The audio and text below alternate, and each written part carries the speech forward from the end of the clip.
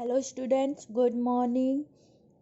We will study the second chapter of science components of food. We will see the taste of proteins. ठीक है, हम लोगों ने test proteins का test देख लिया है. अब हम देखेंगे एक टेस्ट और बचा है जो हम देखेंगे. ठीक है, फैट्स क्या होते हैं और उसके टेस्ट हम कैसे करते हैं. तो क्या होता है, पहला जो चैप्टर है सेकंड है कंपोनेंट्स ऑफ फूड. ओके, इसमें हमारी हेडिंग है या टॉपिक है फैट्स. क्या है? फैट्स. तो फैट्स क्या होता है इसके विषय में पढ़ेंगे. ठीक है, तो देखिए, फैट्स आर हाई एनर्जी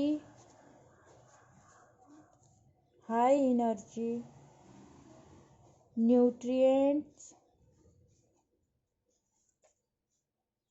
क्या है? Fats are high energy nutrients.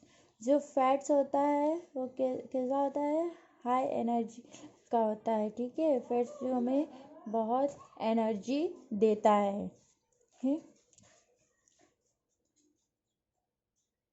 They are needed in a moderate amount by the body. What is this? They are needed in a moderate amount by the body. Fats are the reserved food material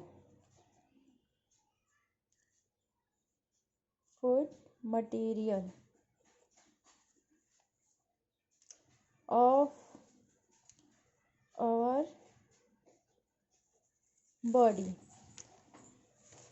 सब लोग जानते हैं कि fats क्या होते हैं. ठीक है, ये क्या है? Fats are high energy nutrients. They are needed in a moderate amount by the body. Fats are the reserve food material of our body. ठीक है, जैसे कि हमारा फैट्स क्या करता है? फूड को रिजर्व करके रखता है. ठीक है, जो भी फैट्स रहते हैं इसकी वजह से मोटापा वगैरह भी देखते हैं कि बढ़ जाता है. सब लोग कहते हैं ये सब क्या है? फैट्स हैं. ठीक है, फैट्स के कारण फैट्स बहुत ज़्यादा हो गए जिसके कारण या फिर ये क्या हो गया? आदमी क्या हो गए? मोटे हो गए हैं. ठीक है, तो आज हम इसी के बारे में पढ़ेंगे. ठीक है, और ये हमारा फैट्स कैसे, जैसे कि हम ढेर सारे भोजन से लेते हैं, जैसे न्यूट्रिएंट्स वगैरह लेते हैं, वो हम अधिक, जैसे कि क्या होता है, हमें जितनी आवश्यकता होती है भोजन की, हम उससे अधिक जो भोजन ले लेते हैं वो क्या होता है? पच नहीं पाता है ठीक तरह से. ठीक है, उसका हमारा डाइजेशन अच्छे से हो नहीं पाता है जिसके कारण क्या होता है? फैट्स. ठीक है, और हमें ऑयली वगैरह जो चीज़ें होते हैं, जैसे कि हम ऑयली बहुत ज़्यादा खाते हैं, इसीलिए सब लोग मना करते हैं कि ऑयल मत खाइए नहीं तो फैट्स हो जाएगा या मोटे हो जाओगे. ठीक है, जैसे चॉकलेट हुआ, ये सारी चीज़ें सब लोग कहते हैं कि नहीं खाना चाहिए. इससे क्या होता है? इससे फैट्स बढ़ता है. ठीक है, और ये क्या है? हाई लेवल की एनर्जी होती है. ठीक है, ये लेवल की एनर्जी होती हैं फैट्स, और इसे हम अपनी बॉडी मतलब हमारी बॉडी में इसे क्या करके रखे जाते हैं? रिजर्व या स्टोर करके भी रखते हैं. ठीक है, now see the what is fats. See oils, ghee, butter, etc. are the source of fat. ठीक है, जैसे ऑयल्स हुआ, घी हुआ, बटर हुआ, ये सब क्या है, ये सब फैट्स के सोर्स हैं। Now we see the test for fats. कैसे टेस्ट की सहायता से हम इसे पता कर सकते हैं कि इसमें फैट्स है, या कैसे पता है कि ये फैट्स है कि नहीं है। Test for fats.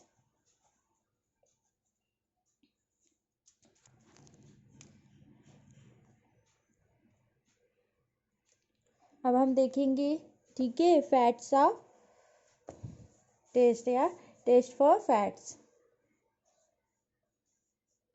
पहले हम क्या करेंगे, देखिए, fats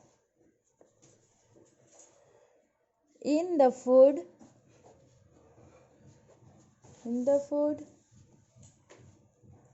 are tested by a simple paper test। क्या करेंगे, fats in the foods are tested by a simple paper test. ठीक है, हम फैट्स को टेस्ट करेंगे एक सिंपल पेपर के द्वारा। ठीक है, देखिए, ये little amount of sample food is wrapped in a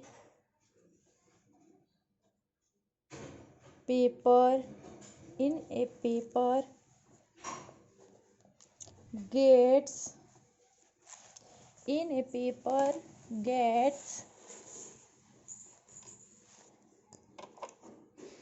gets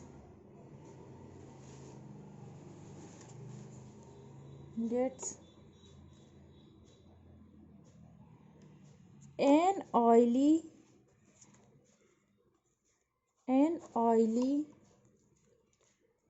patches the presence of fat, an oily patch the presence of fat in the food is confirmed।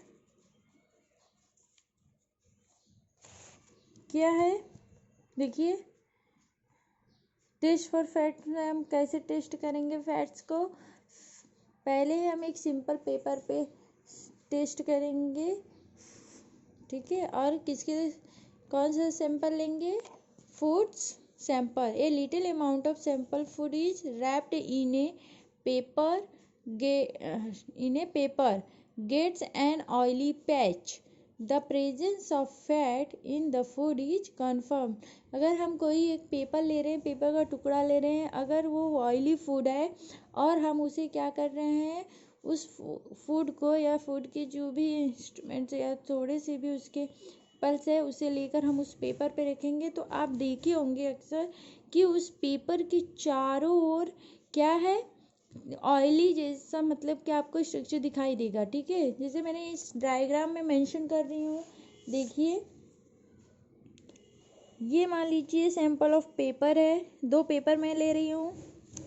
ठीक, एक पे मैं क्या कर रही हूँ, वाटर, ड्रॉप बाय वाटर। ठीक है, वाटर ड्रॉप, ठीक, वाटर ड्रॉप कर रही हूँ, और एक बार मैं क्या कर रही हूँ, 1 ड्रॉप ऑफ ऑयल। क्या होगा,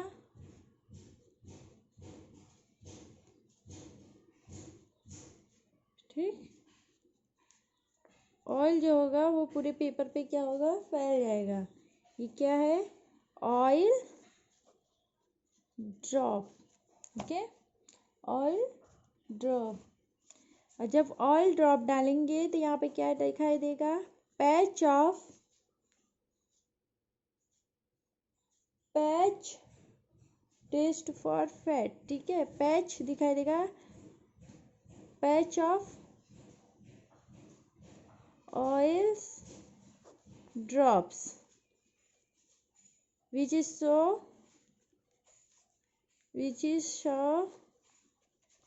the taste of fats।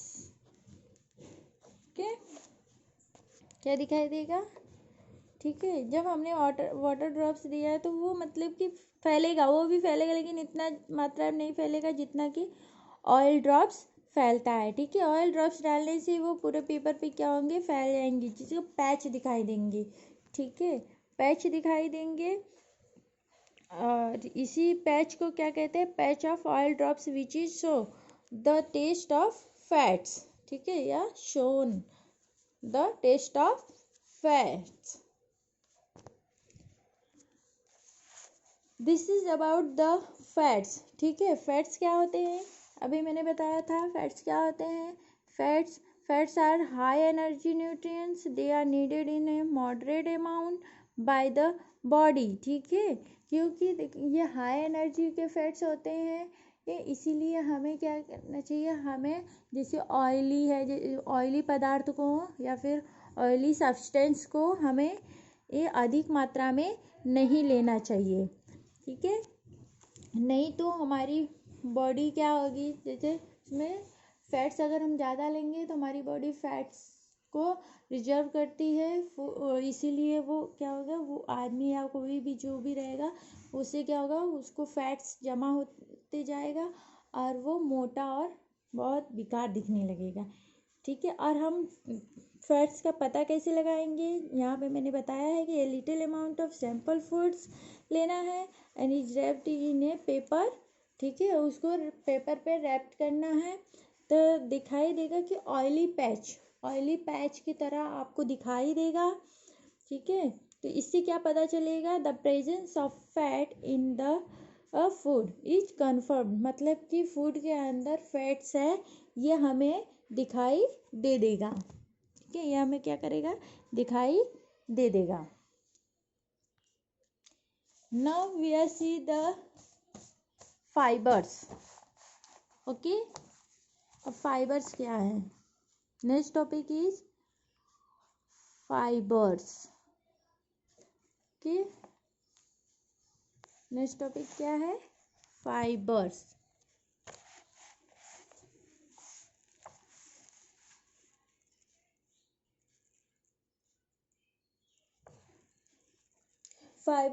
Fibers are materials that add bulk to the food। ठीक है, फाइबर्स क्या है, वह मटेरियल्स है जो हम क्या करते हैं, bulk to the food.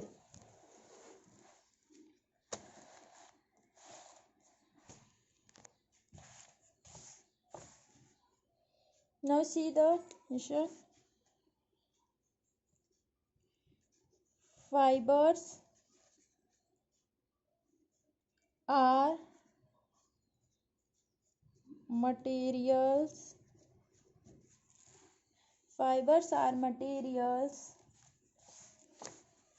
that add bulk to the food। Fibers are materials that add bulk to the foods।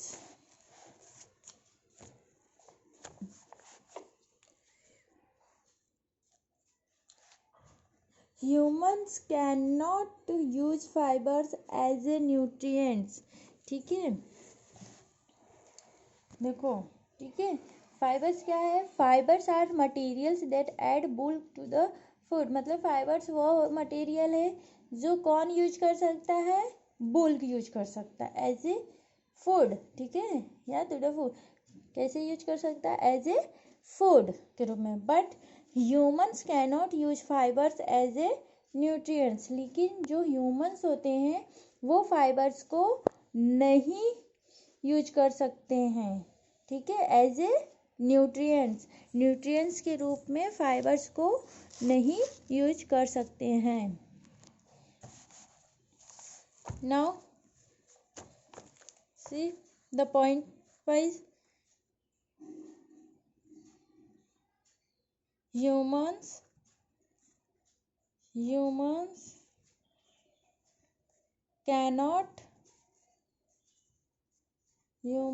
cannot use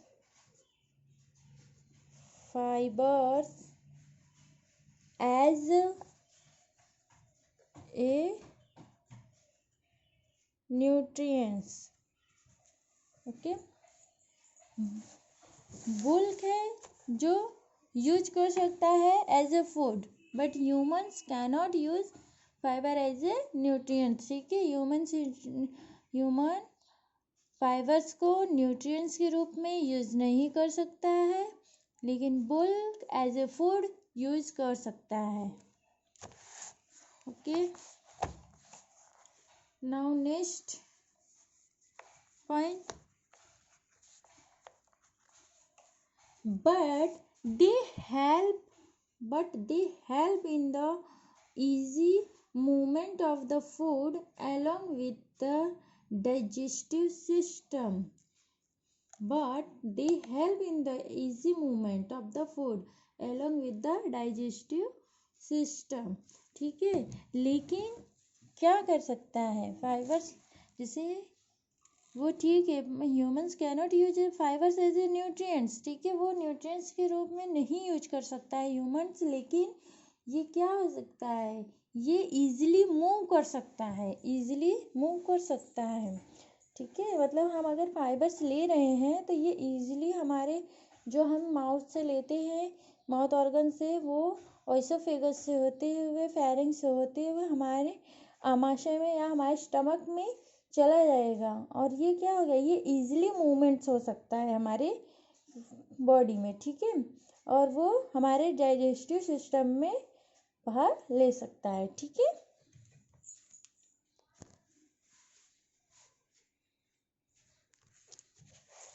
now see, but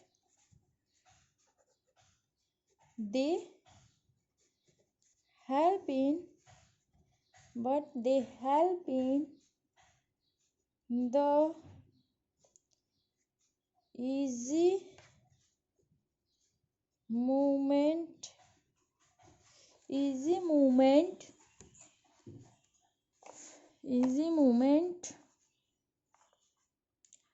of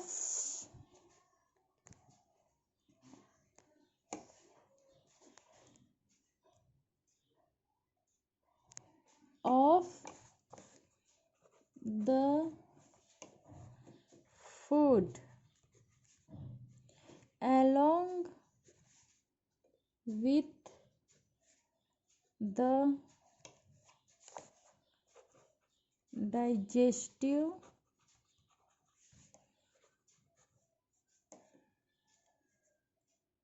system, okay.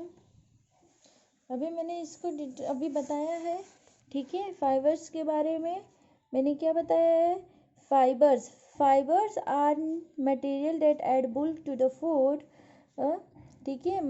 Fibres वो मटेरियल है जो हम ऐड कर सकते हैं बुल्क के food के लिए, but humans can not use fibre as a nutrients, लेकिन ह्यूमंस हैं वो फाइबर्स को न्यूट्रिएंट्स के रूप में नहीं ले सकते हैं, लेकिन ये फाइबर्स हेल्प इन इजी या इजीली मूवमेंट, ठीक है, ये इजीली मूवमेंट कर सकते हैं of the food along with the digestive system, ठीक है, डाइजेस्टिव सिस्टम तक ये मूव आसानी से कर सकते हैं।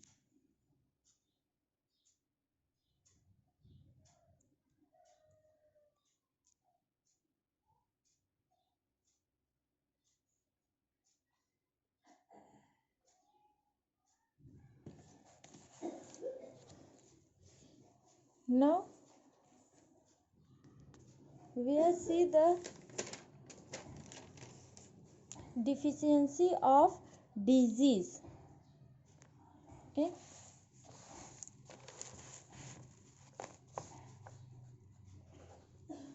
Next topic, deficiency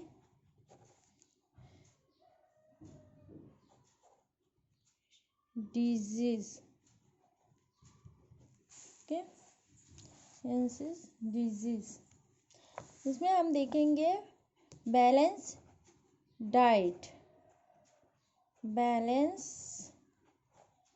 diet already मैंने इसको फर्स्ट चैप्टर में बता दिया है कि बैलेंस डाइट क्या होता है. ठीक है, मैंने इसके लिए आपको एक चार्ट भी बनवाया था.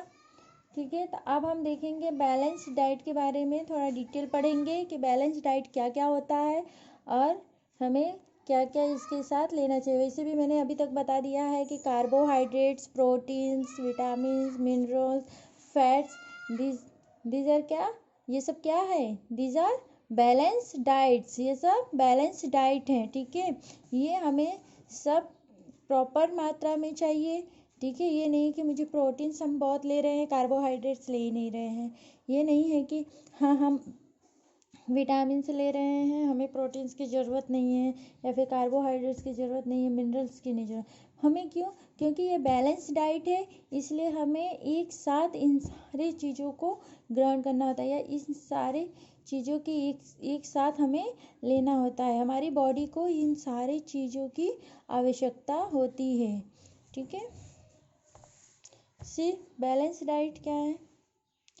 ए balanced diet that has all the necessary nutrients in the amount of that is needed for normal body functioning.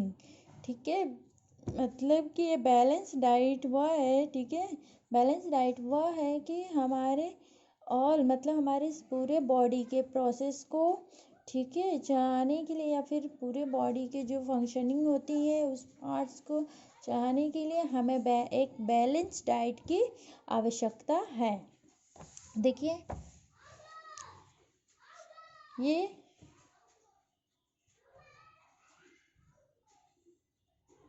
Balance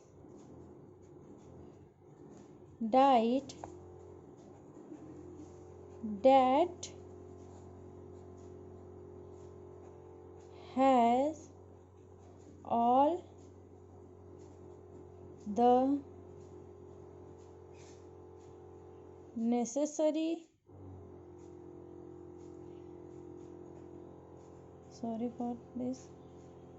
all the necessary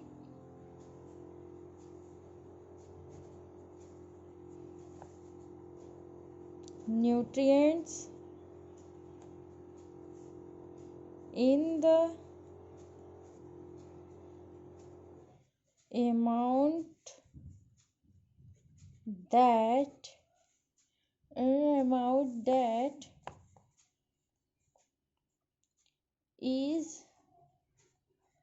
is needed for normal body functioning. Okay, see, a balanced diet that has all the necessary nutrients in the amount that is needed for normal body functioning. ठीक है, कोई human से जिसका क्या है, वो उसकी normal body है, उस नॉर्मल बॉडी को वो फंक्शन करने के लिए एक बैलेंस डाइट का होना बहुत ही आवश्यक है. अगर बैलेंस डाइट नहीं होगा तो वो इलनेस पड़ जाएगा, उनकी बॉडी जो है वीकनेस हो जाएगी, वो वर्क अच्छे से नहीं कर पाएंगी, उन्हें जो एनर्जी चाहिए वो नहीं मिल. आप भी मैंने बताया है कि फैट्स जो होता है वो हाई एनर्जी का होता है, इसलिए एकदम हमें ये भी परहेज नहीं करना चाहिए कि हम ऑयल्स ले ही नहीं. जैसे फैट्स वाली चीज़ें हम खाएं ही नहीं, क्योंकि उसकी भी उतनी ही आवश्यकता है जितनी कि proteins, carbohydrates, vitamins and minerals की है। इसीलिए हमें सारे जो प्रोडक्ट्स हैं या सारे जो वो बैलेंस डाइट है, जैसे carbohydrates, proteins and vitamins, minerals और फैट्स, उन सब को हम थोड़ी थोड़ी मात्रा में सब चीज़ों को लेने की आवश्यकता है, जिससे कि हमारी बॉडी इलनेस नहीं होगी, हम बीमार जल्दी नहीं पड़ेंगे और हमारा जो बॉडी होगा वो स्वस्थ रहेगा। ना देखें डिफिशियंसी डिजीजेस। ठीक है, अब ये क्या है जो मैंने अभी बैलेंस डाइट बता दिया। अब इसके बैलेंस डाइट से मतलब अगर हम प्रॉपर वे में बैलेंस डाइट ना लें तो उससे हमें क्या डिजीजेस होंगे। ठीक है, तो deficiency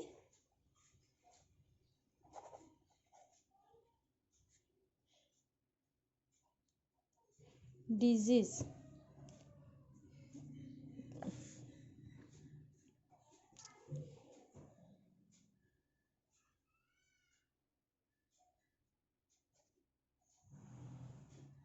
deficiency disease are caused by the lack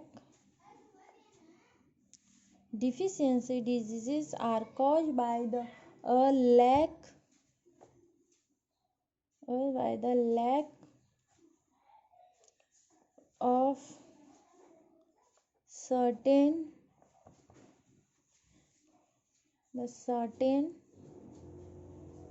nutrients. Deficiency diseases are caused by the lack of certain nutrients. ठीक है, next point, sorry, these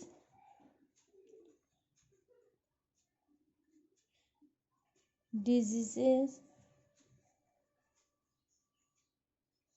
can be treated by a properly balanced diet. These diseases can be treated by a properly balanced diet. ठीक है, अगर देखिए मैंने यहाँ पे पहला लिखा था a deficiency diseases are cause by the lack of certain nutrients. ठीक है, जो डिजीज होता है वो कॉज करता है जब न्यूट्रिएंट्स की कमी हो जाए। ठीक है, जो प्रॉपर वे में हमारी बॉडी को न्यूट्रिएंट्स न मिले तब उससे क्या होता है, डिजीज कॉज हो जाता है। ठीक है, this diseases can be treated by a properly balanced diet. ठीक है, अगर जैसे कि ये डिजीज क्या होंगे, जो हमारे ये बैलेंस डाइट होंगे वो प्रॉपरली नहीं रहेंगे तो उससे क्या होगा, जो डिजीज होगा वो कॉज करेगा, ये ट्रीट करेगा हमारे बैलेंस डाइट को। Next point,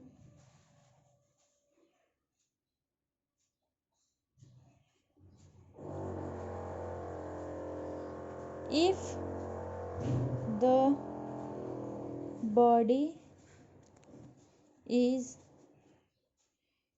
deficient in vitamins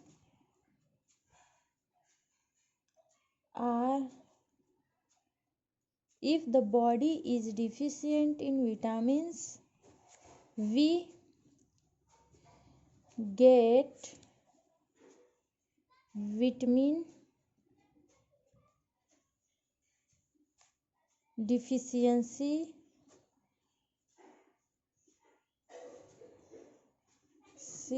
deficiency diseases. Example,